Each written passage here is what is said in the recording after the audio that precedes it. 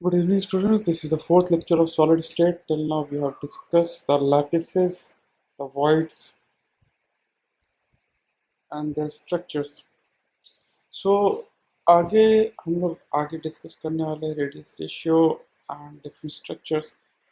But उससे पहले last class में एक क्वेश्चन दिया था, उसे हम डिस्कस करना चाहेंगे. क्वेश्चन था, what is the distance between two octahedral voids. Minimum distance मैंने पूछा था. तो एक क्यूब हमने ड्रॉ कर दिया. ऑक्टाहेड्रल वॉइड कहाँ होगा? तो ये होगा एज के मिड पॉइंट पे, एज की लेंथ है ए. ऑक्टाहेड्रल वॉइड कितना डिस्टेंस पे है? ए बाई टू. दूसरा ऑक्टाहेड्रल वॉइड का distance A by to. A by to दो डिस्टेंस पता चल गया. डी कितना होगा? डिस्टेंस कितना निकालोगे? तो पाइथागोरस थ्योरम से अगर हम बात करते हैं तो ए बाई टू का square plus A by two का स्क्वायर का अंडर रूट निकाल लोगे. This is A by root two. काफ़ी लोगों ने इसका आंसर सही दिया था जिन्होंने सॉल्व किया. तो सिंपल पाइथागोरस थ्योरम आसानी से निकल सकता था. ठीक है. इसके बाद हमने पूछा था दो टेट्राहेड्रल वर्ड्स के बीच का डिस्टेंस कितना होगा. अगेन एक क्यूब बनाया हमने. क्यूब बनाने के बाद इसे हमने ओरिजिन मान लिया. ये कितना होगा? ए कॉमा ज़ीरो कॉमा ज़ीरो. एक टेट्राहेड्रल वर्ड का coordinate A by four A by four A by four. दूसरे टेट्राहेड्रल वर्ड का coordinate three A by four three A by four three A by four. दो tetrahedral words आ गए. दोनों के बीच का distance, दो एक्सिस को मैं कांस्टेंट रख के एक एक्सिस पे मूव करता हूँ तो three A by four minus A by four कितना आ जाएगा? It will be A by two. जो टेट्राहेड्रल वर्ड का distance A by two, octahedral void का distance A by root two. So ये तो दूसरा सवाल था. ये भी काफ़ी आसान था. काफ़ी लोगों ने इसका भी सही जवाब दिया. लास्ट पार्ट था टेट्राहेड्रल वर्ड और ऑक्टाहेड्रल वर्ड के बीच का डिस्टेंस कितना होगा. तो इसके लिए क्या करो, अगेन ओरिजिन मान लो कॉर्नर को. ये वाला कॉर्नर आइटम ओरिजिन हमने ले लिया. ऑक्टाहेड्रल वर्ड का हमने लिख दिया A by two comma zero comma zero. Tetrahedral void का A by four A by four A by four. मैं इन दोनों के बीच का दिस एंड दिस, इन दोनों के बीच का डिस्टेंस पूछ रहा हूँ. दोनों के अगर कोऑर्डिनेट्स पता हैं तो बेसिक डिस्टेंस फॉर्मूला लगा लेते हैं जो हमने क्लास नाइन्थ एट्थ में पढ़ा था मैथ्स में. तो X two minus X one का square Y two minus Y one का square plus Z two minus Z one का स्क्वायर, उसका टोटल अंडर रूट. ये डिस्टेंस फॉर्मूला है. लगाओगे आप इसको तो वैल्यू जो आती है that is root three A by four. इसके बेसिस पे हम क्वेश्चन को सॉल्व कर सकते हैं. तो आई थिंक जिन्होंने भी अटेम्प्ट किया था, जिन्होंने मुझे भेजा तो वो तो सारे सही थे. बाकी लोगों ने अटेम्प्ट किया होगा. So our this topic will be radius ratio. हमें पता है कि ओवरऑल आयनिक क्रिस्टल में रेडियस ऑफ कटायन और रेडियस ऑफ अनायन दो अलग अलग रेडियस सामने आते हैं. Radius of cation by radius of anion का जो रेशियो होता है उसी को हम रेडियस रेशियो कहते हैं. उसी के बेसिस पे अलग अलग कोऑर्डिनेशन नंबर, अलग अलग स्ट्रक्चर डिफाइन किए जाते हैं. जैसे कि कोऑर्डिनेशन नंबर थ्री, मतलब तीन एटम दे रखे हैं. लेट्स से ये तीन आपके अनायन है. ये जुड़े हुए छोटा एक साइज का एक आयन और बीच में जाएगा. ये छोटा आयन जनरली कटायन होता है क्योंकि कटायन का साइज छोटा होता है. तो कटायन बीच में आ जाता है. सो तीन अनायन जुड़े हुए हैं और बीच में कटायन चला गया. This will be two R A. हमने पॉइंट को जोड़ दिया. अब इक्विलेटरल ट्रायंगल के एंगल बाइसेक्टर को हमने ले लिया. तीन पॉइंट लिए ओ ए बी. तो हम कहते हैं ओ ए क्या होगा? सेंटर ऑफ कटायन पे ओ है तो O A R C plus R A, cation का रेडियस प्लस अनायन का radius, divided by A B क्या है? Radius of anion. वैल्यू कितनी है? Sec 30, two root three. Solve करोगे तो R C by R A क्या होगा? Two root three minus one, that is 0.155. तो ओवरऑल अगर देखा जाए, कहने का मतलब ये है कि ये इक्विलेटरल ट्रायंगल है. ये point and this point A B दे रखा है, पिछला पॉइंट ओ है. तो O A by A B R C plus R A by R A. इससे 30 हमने लिखा क्यों? इक्विलेटरल ट्रायंगल का angle bisector 30 degree two two root three. अब इस इक्वेशन को अगर हम देखते हैं, this equation R C by R A by R A one, ये सॉल्व करने के बाद 0.155 आता है.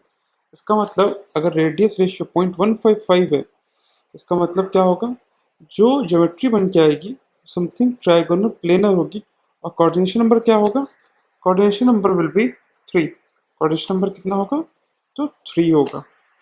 अगला केस देखते हैं। अगला केस है कोऑर्डिनेशन नंबर 4, मतलब 3 अनायन प्लेन में कटायन से जुड़ा हुआ है, ऊपर एक और अनायन रखा हुआ है। अगर ये केस देखते हैं तो टेट्राहेड्रल ज्योमेट्री हमें सामने में दिखती है।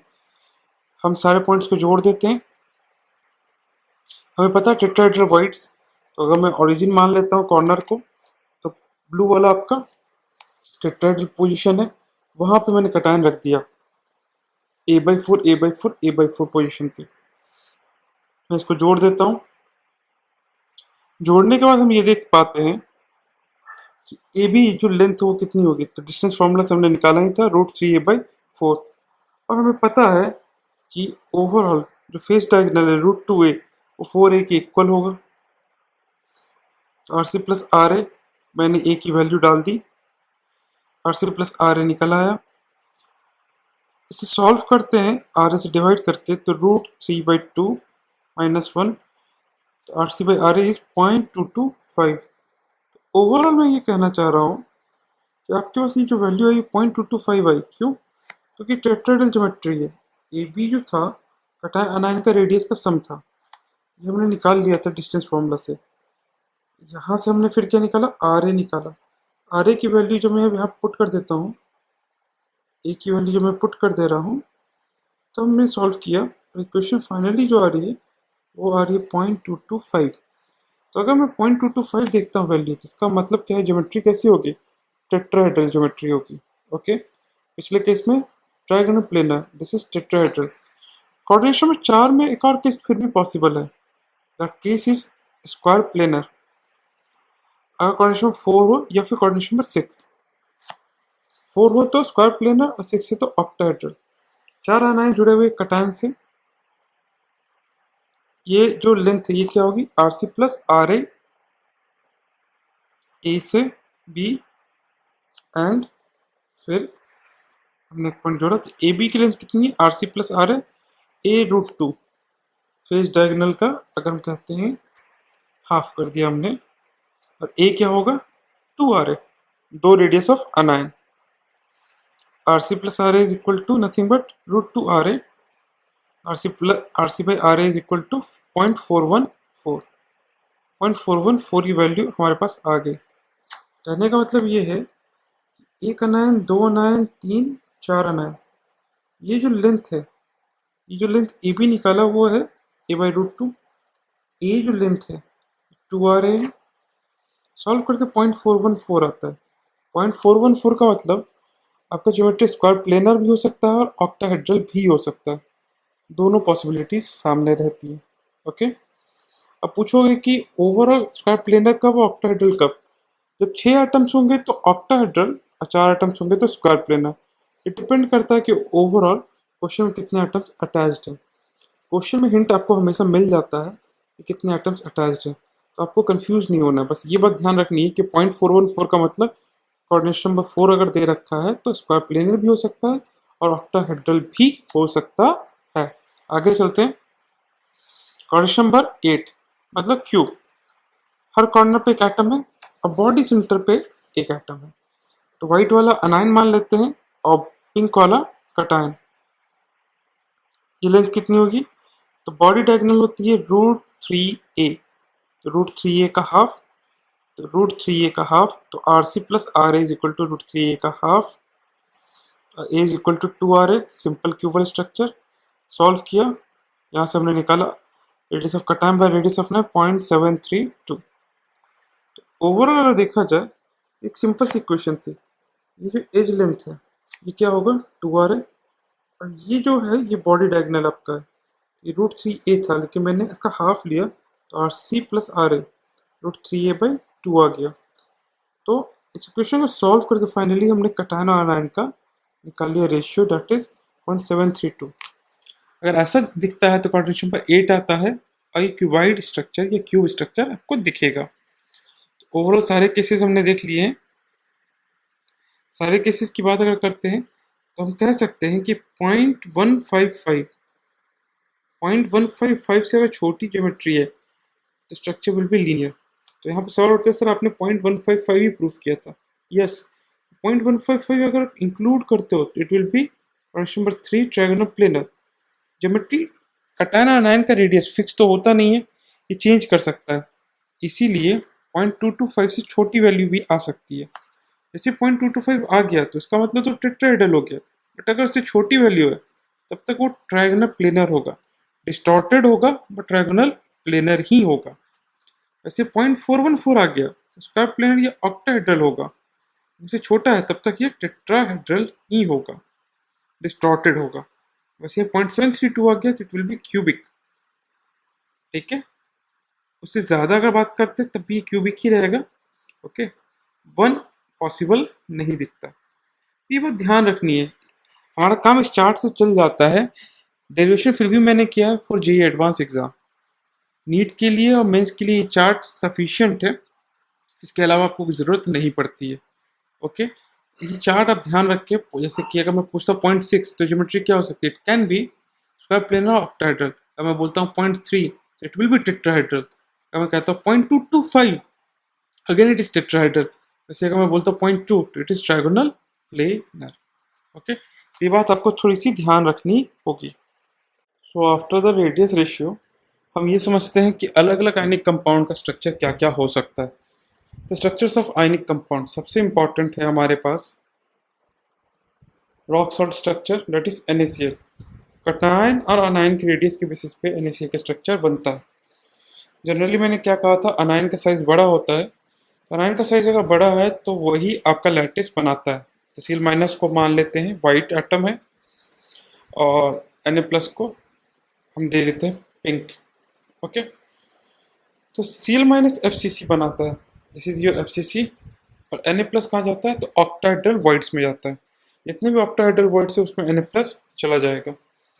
ज्योमेट्री कैसी बनी, समथिंग लाइक दिस। तो नंबर ऑफ Cl माइनस कितना होगा, FCC में ओवरऑल रैंक क्या होती है, तो इट इज इक्वल टू 4। तो Na प्लस कितना होता है, ऑक्टाहेड्रल वॉइड्स में है तो ऑक्टाहेड्रल वॉइड्स भी 4। फॉर्मूला क्या हो जाएगा, Na4Cl4। Formula is Na4Cl4 and finally empirical NaCl। Concept Na plus का, तो Na प्लस कितने आयन से टच कर रहा होता है, तो ऑक्टाहेड्रल ज्योमेट्री है 6 को टच करेगा। वैसे Cl माइनस कितने को टच करेगा, तो इट विल बी 6, ये भी 6 को ही टच करता है। तो ये सिंपल सा NaCl स्ट्रक्चर हो जाता है। इसके अलावा और कौन कौन से कंपाउंड्स इस ये सेम स्ट्रक्चर रखते हैं, तो अल्कली मेटल्स, सारे जो अल्कली मेटल्स के हैलाइड्स ये स्ट्रक्चर रखते हैं एक्सेप्ट सीजियम हैलाइड, और oxide of alkaline earth metal except beryllium oxide. ठीक है, तो ये सारे क्या हैं आपके पास, सेम स्ट्रक्चर रखते हैं। AgCl, AgBi, AgI का भी NaCl लाइक स्ट्रक्चर है। अब सवाल उठता है सर कि ये भी याद रखना है। No, it is not necessary. Question में जनरली मेंशन किया होता है कि structure resembling NaCl rock salt, ऐसा लिखा हुआ आपको मिल जाता है क्वेश्चन में, तो आपको याद नहीं रखना बट आइडिया तो लग ही जाता है, इसलिए इन्फॉर्मेशन के लिए बात आपको बता दी गई। इसको अगर 3 डायमेंशन में देख सकते हैं तो ये यूनिट सेल है, ये यूनिट सेल रिपीट होते आ रहा है। सो यही चीज़ आपको यूनिट सेल में कहीं से भी ले सकता हूँ, यही चीज़ आपको लिखी हुई है, ड्रॉ करके आपको दिखाने की कोशिश की गई है। तब से C है, हम किसी भी डायरेक्शन में कहीं से भी ले सकते हैं, बस ये चीज़ आपको एक्सप्लेन करने की कोशिश की गई है। So it is always the same. लगभग Na प्लस और NaCl का अगर देखा जाए रेडियस भी लगभग सेम ही आता है। जिंक ब्लेंड की बात करते हैं, अगला हमारा आयनिक स्ट्रक्चर ZnS।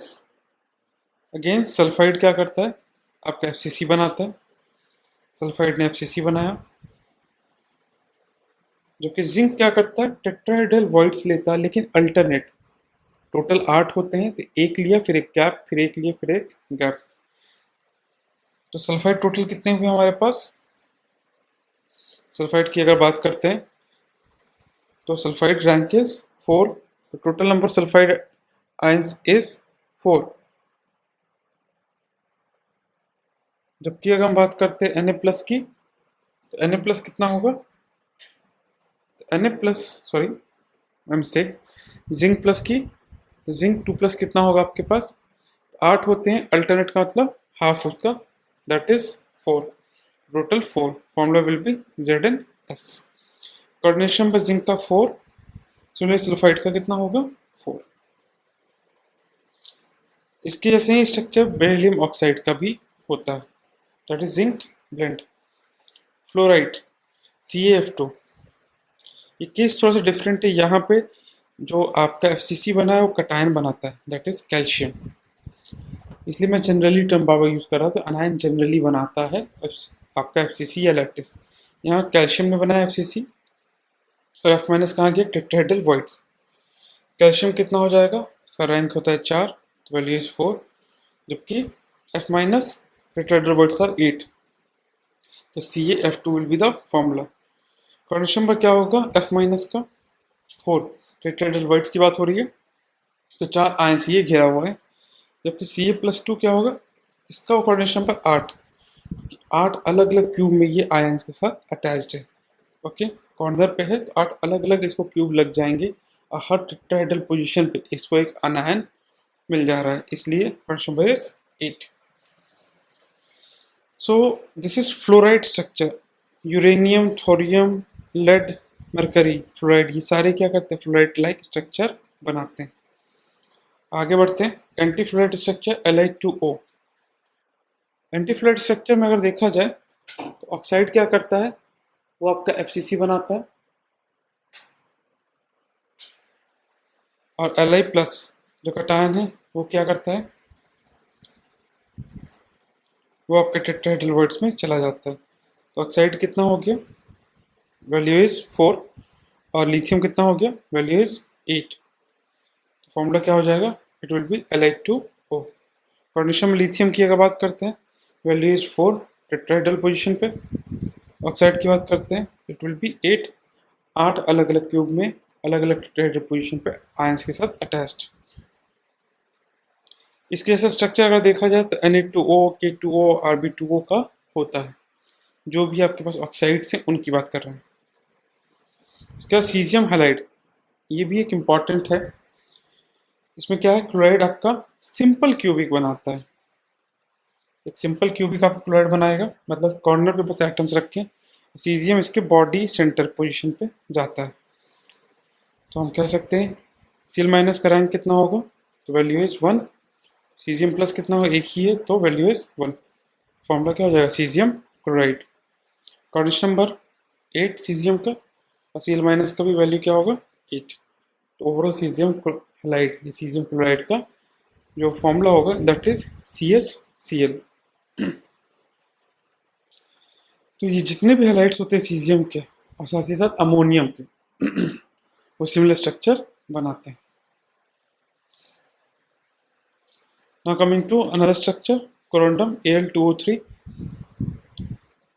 इस केस में अगर देखा जाए तो आपके पास हेक्सागोनल प्रिमिटिव सेल बनता है, and trivalent ions are present in 2-3 of the octahedral voids.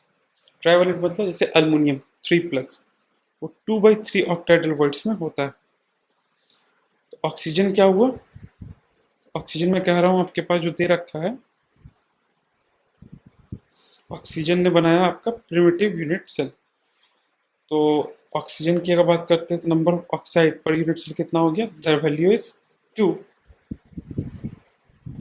जबकि अल्युमिनियम की अगर बात कर रहे हैं 4/3। फॉर्मूला क्या हो जाएगा, Al4/3O2 या Al4O6 या Al2O3।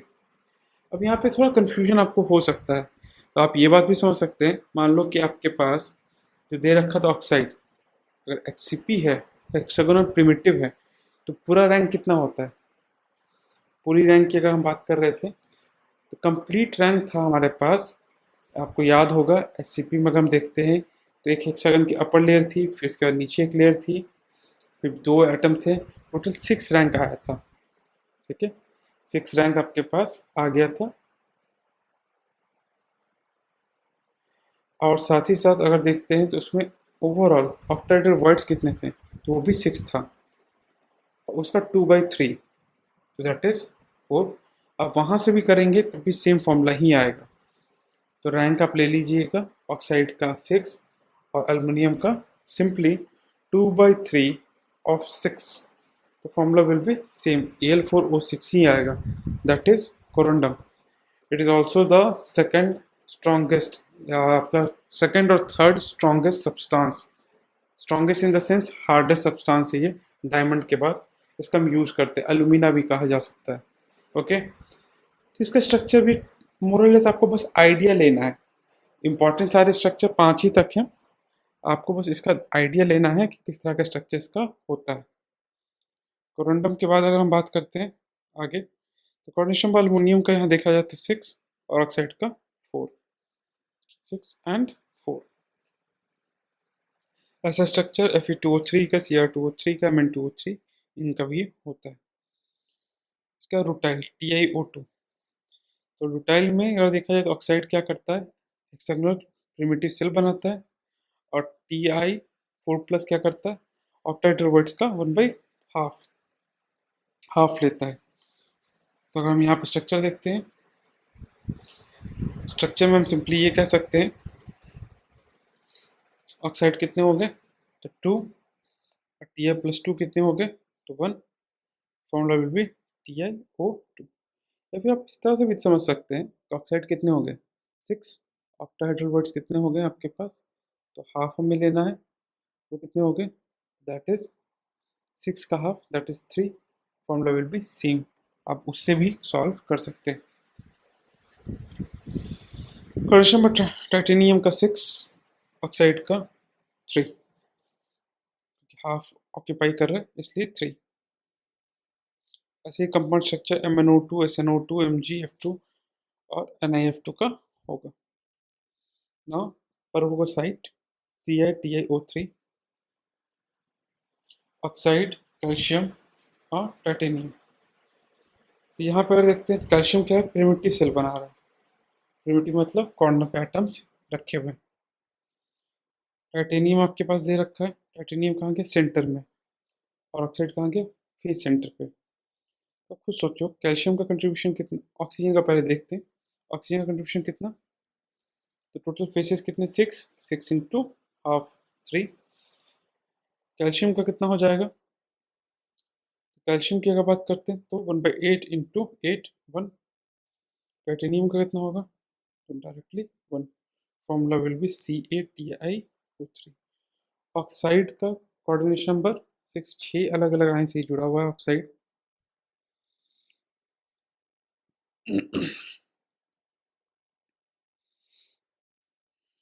जबकि टाइटेनियम का भी 6 आएगा। कैल्शियम की अगर बात करते हैं तो दैट विल बी 12, क्योंकि ओवरऑल कैल्शियम है कहाँ पे, calcium is present on the primitive, primitive में प्रेजेंट है, तो आपके पास total 12। So the next ionic crystal is perovskite calcium TiO3। इसकी बात करते हैं, ऑक्साइड्स में हम वाइट लेके चल रहे हैं, कैल्शियम कटायन आपके पास पिंक, एंड एक टाइटेनियम 4+ टेट्रावेलेंट हमने लिया। इस केस में अगर हम देखते हैं तो आपका जो स्ट्रक्चर बन के आता है, इसमें कैल्शियम क्या करता है, सिंपल सा प्रिमिटिव सेल बना रहा होता है, जबकि टाइटेनियम क्या होता है, सेंटर ऑक्यूपाई करता है, just like body centred cube. जबकि ऑक्साइड की अगर बात करते हैं तो फेस के जितने भी सेंटर हैं सारे ऑक्यूपाई करें, जितने फेसेस हैं सारे के सारे वो ऑक्यूपाई करता है। सो ओवरऑल ऑक्साइड कितने हो जाएंगे, ऑक्साइड टोटल हो जाएंगे 3। क्यों, क्योंकि फेस सेंटर 6 थे, half contribution 6 into half is 3। Calcium की अगर बात करते हैं, calcium completely 1/8 into 8 it is equal to 1। जबकि अगर टाइटेनियम की बात करते हैं, टाइटेनियम कम्प्लीटली अंदर लाई कर रहा है, तो दैट इज ऑल्सो 1। तो फॉर्मूला क्या हो गया, CaTiO3। Formula CaTiO3, coordination of oxide, oxide का कोऑर्डिनेशन कितना होगा, तो 6, 6 एटम से जुड़ा हुआ है। टाइटेनियम की बात करते हैं तो टाइटेनियम कितने एटम से जुड़ा हुआ है, वो भी 6 एटम से जुड़ा हुआ है। जबकि कैल्शियम की बात करते हैं तो कैल्शियम कितने एटम से जुड़ा है, it is attached bye 12 atoms. Calcium 12 atom के साथ अटैच्ड है। Okay. So the last structure is spinal inverse spinal MgAl2O4। Spinal में अगर बात करते हैं ऑक्साइड FCC बनाता है। Divalent ion 1/8 of the tetrahedral words लेता है। ट्राइवेलेंट आयन जो होता है ऑक्टाहेड्रल वर्ड्स का हाफ लेता है। ऑक्साइड का कंट्रीब्यूशन कितना 4। मैग्नीशियम 8 टेट्राहेड्रल वर्ड होते हैं इंटू 1/8 1। एल्यूमिनियम कितना 4 होते हैं, 4 का हाफ 2। फॉर्मूला क्या हो गया MgAl2O4। जबकि इन्वर्स स्पाइनल में ऑक्साइड FCC बना रहा है। डाइवेलेंट आयन अगर देखते हैं 1/8 of the tetrahedral voids similarly है। ट्राइवेलेंट आयन की अगर बात करते हैं तो 1/4 ऑफ द ऑक्टाहेड्रल वर्ड और 1/8 ऑफ द टेट्राहेड्रल वर्ड, ठीक है, ये लेता है। तो ऑक्साइड कितना हो गया 4, डाइवेलेंट 1। ट्राइवेलेंट की अगर बात करते हैं it will B 2। Octahedral word 4 होते हैं, 4 इंटू 1/4 इज 1। 8 टेट्राहेड्रल वर्ड्स होते हैं तो 8 इंटू 1/8 इज 2। सो ये कंप्लीटली स्ट्रक्चर से मैंने काफ़ी सारे इसमें डिस्कस किया। अब यहाँ पे बात उठती है कि सर सारे याद रखने हैं। No, it's not necessary. हमें बस 1 to 5 याद रखने हैं। बाकी मैंने बस बता दिया for the sake of reference, क्योंकि कई जगह पे आपको कई चीज़ें मिलेंगी। हमें बस 1 to 5 याद कर रखने हैं। कौन कौन से? Rock salt, ZnS, caesium halide, और उसके बाद अगर हम बात करते हैं तो एंटी फ्लोराइड एंड फ्लोराइड। बात के बस इंफॉर्मेशन के लिए है कि आप निकाल सकते हैं या नहीं निकाल सकते हैं फॉर्मूला। आपको बस 1 to 5 ही ध्यान रखना है।